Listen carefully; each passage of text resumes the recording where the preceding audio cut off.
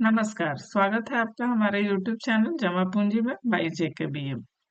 जैसा कि हमने पिछले एपिसोड में बचत और निवेश से जुड़े कुछ पहलुओं को जानने का प्रयास किया था, आज इसे थोड़ा और विस्तार से समझने का प्रयास करेंगे।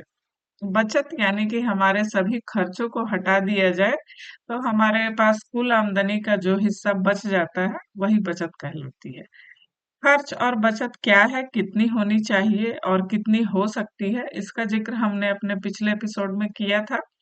जैसा कि हमने कहा था कि हमारी आमदनी कुछ भी क्यों ना हो, उसमें से कम 30% की बचत करनी चाहिए। अब बचत तो हो गई, तो क्या इस बचत को घर में रखना है या फिर बैंक के बचत खाते में जमा करना है?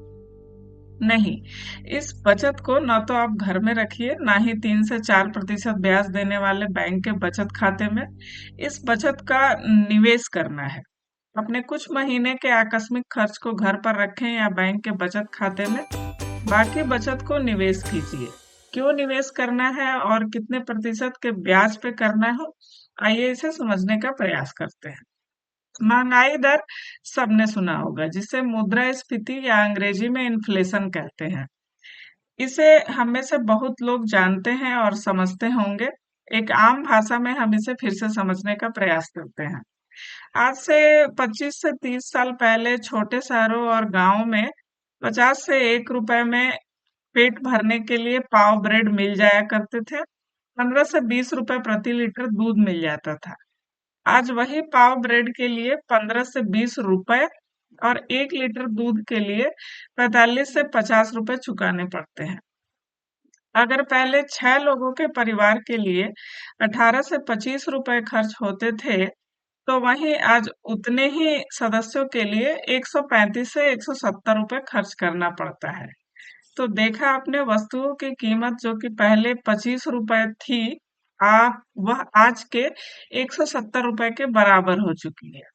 ठीक इसके उल्टे दूसरे शब्दों में कहें तो हम पाते हैं कि अगर हमने 25 से 30 साल पहले 170 रुपए बचाए होते और उसे यूं ही घर में रखा होता, तो हमारे 170 रुपए की कीमत घटकर मात्र 25 रुपए की रह जाती। इन 25 से 30 सालों में 170 रुपए का घटकर 25 रुपए की कीमत पे आ जाना महंगाई दर कहलाता है। महंगाई दर का आकलन बहुत सारी सरकारी एजेंसियां किया करती हैं और समय-समय पे बुलेटिन जारी करती हैं, जो कि आज की तारीख में लगभग 5.5% के बराबर है। अगर हमार लेकिन हमारे अलग-अलग खर्चों के अनुसार हमारी महंगाई दर भी अलग-अलग हो सकती है। इसे हम अपने अगले एपिसोड में और विस्तार से समझने का प्रयास करेंगे कि अलग-अलग खर्चों के हिसाब से सबके लिए महंगाई दर अलग-अलग कैसे होती है। इसलिए हमें अपने बचत के लिए एक या अनेक निवेश की जरूरत होती है। यह निवेश कम से कम महंगाई दर के बराबर का ब्याज दे, ताकि हमारी बचत का वैल्यू एक समान रहे।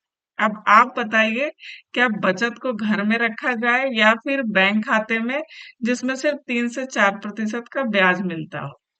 आज के लिए बस इतना ही। अगले एपिसोड में जानेंगे बचत के सही निवेश के तरीके। उससे पहले हम थोड़े फाइनेंशियल फ्रीडम को भी समझेंगे। तब तक के लिए धन्यवाद।